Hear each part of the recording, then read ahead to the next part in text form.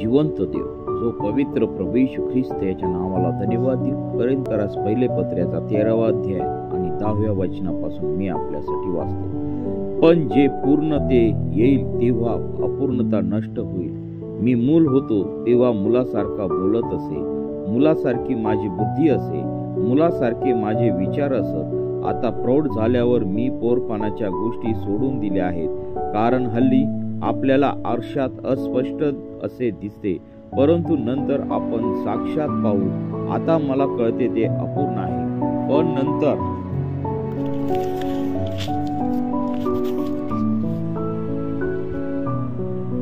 मला जसे पूर्णपणे ओळखण्यात आले आहे तसे मी पूर्णपणे ओळखीन.